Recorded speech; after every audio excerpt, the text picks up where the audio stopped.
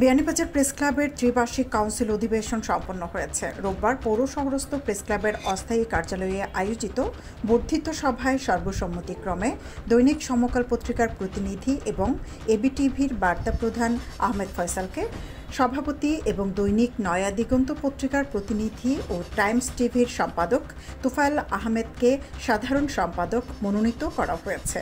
রোববার রাতে প্রেস ক্লাবের বর্ধিত সভায় সর্বসম্মতিক্রমে নতুন কমিটি গঠন করা হয়।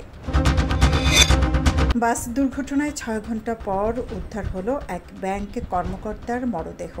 রোববার সিলেট জকিগঞ্জ আঞ্চলিক মহাসড়কের বিয়ানীবাজার উপজেলার আলীনগরের টিকরপাড়া এলাকায় যাত্রীবাহী বাসটি নিয়ন্ত্রণ হারিয়ে খাদে পড়ে যায়। বাসের নিচে চাপা পড়ে নিহত হন সোনালী ব্যাংক গোলাপগঞ্জ উপজেলার ঢাকা দক্ষিণ শাখার ম্যানেজার বদরুল ইসলাম। তিনি আলীনগর ইউনিয়নের খলা গ্রামের মরহুম আব্দুল খালিকের পুত্র বদরুল। সিলেটের বহুল আলোচিত পরিবহন শ্রমিক নেতা সেলিম আহমদ ফলিক এবং রুনু মিয়াকে কারাগারে পাঠিয়েছেন আদালত। রোববার বিস্ফোরক ও ভাঙচুরের একটি মামলায় জামিন নিতে গেলে সিলেট মেট্রোপলিটন ম্যাজিস্ট্রেট আদালত 1-এর বিচারক শরীফুল হক তাদের কারাগারে প্রেরণের নির্দেশ দেন। সিলেট সহ 4 বিভাগে ভারী বর্ষণের আভাস দিয়েছে আবহাওয়া অধিদপ্তর। সেই সঙ্গে দিন ও রাতের তাপমাত্রা কমার সম্ভাবনা রয়েছে।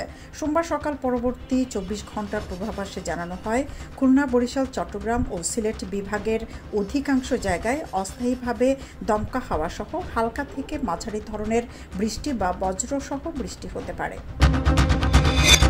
বড়লেখা সীমান্তবর্তী এলাকার করমপুর থেকে অবৈধ অনুপ্রবেশের অভিযোগে 10 বাংলাদেশিকে আটক করেছে বিজিবি। সোমবার সকালে পাহাড়ি এলাকায় দিক বেদিক ছুটাছুটিকালে বিজিবি তাদের আটক করে। আটককৃতদের মধ্যে 1 জন পুরুষ, 3 জন মহিলা ও 6 জন শিশু রয়েছে।